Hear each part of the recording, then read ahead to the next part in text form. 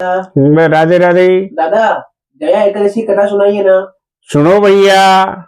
श्रीमन नारायण नारायण नारायण, बद्री नारायण नारायण नारायण, लक्ष्मी नारायण नारायण नारायण, सत्य नारायण नारायण नारायण।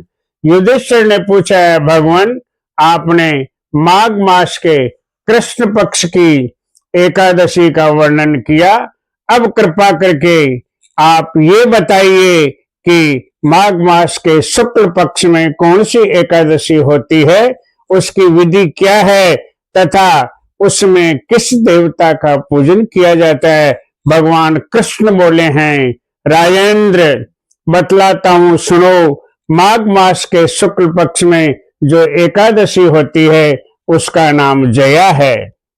वह सब पापों को हरने वाली उत्तम तिथि है।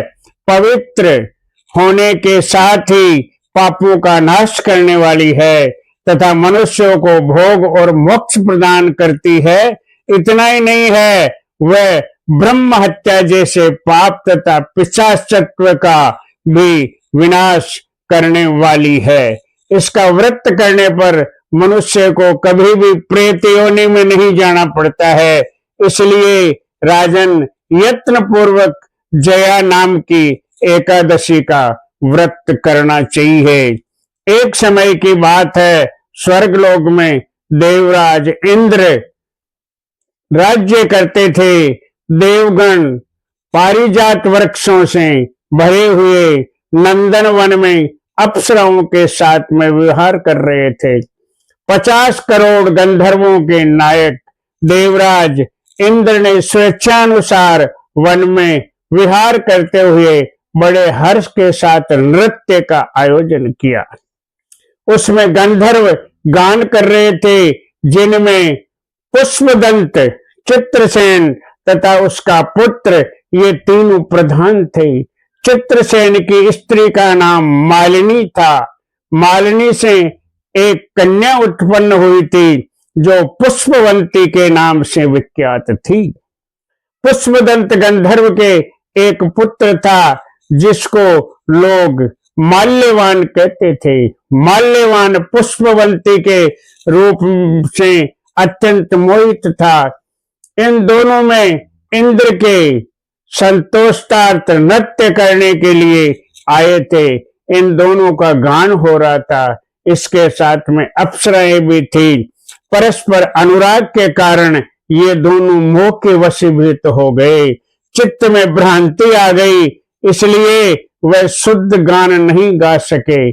कभी ताल भंग हो जाती तो कभी गीत बंद हो जाता था। इंद्र ने इस प्रमाद पर विचार किया और इसमें अपना अपमान समझकर वे कुपित हो गए। अतः इन दोनों को श्राप दे दिया और बोले कि ओ मूर्खों, तुम दोनों को धिक्कार है।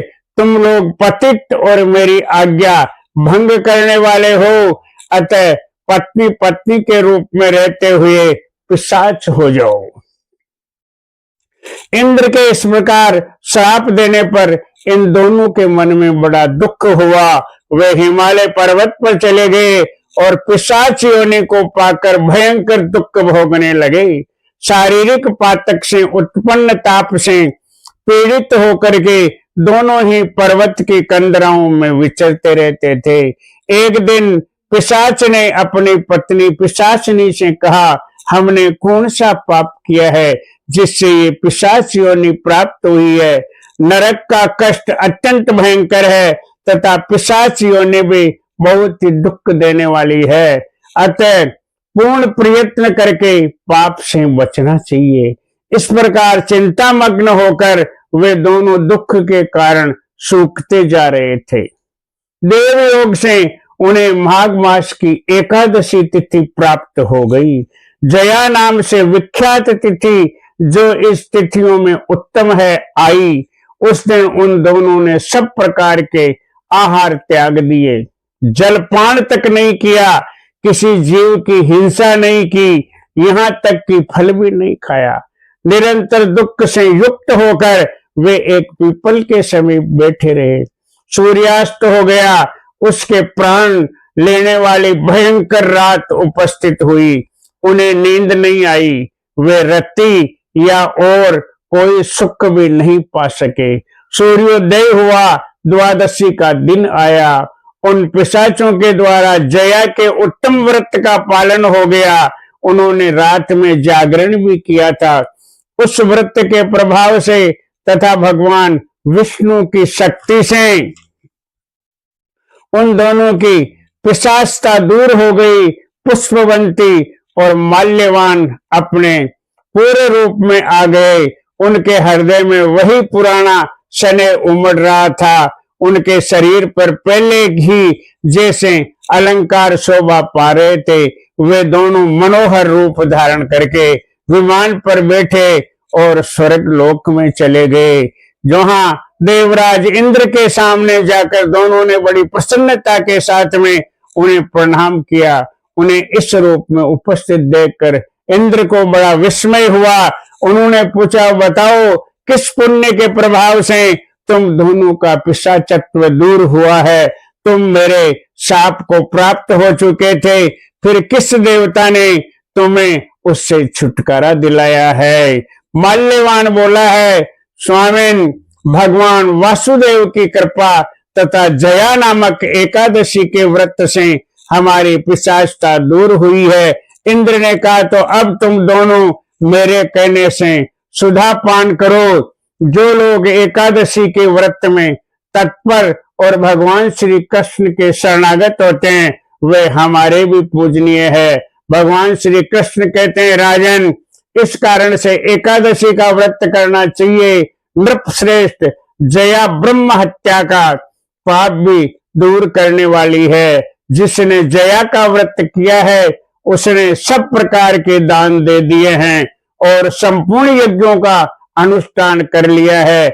इस महात्म्य के पढ़ने और सुनने से अग्रोष्टम यज्ञ का फल मिलता है। बोलो एकादशी महारानी की जय।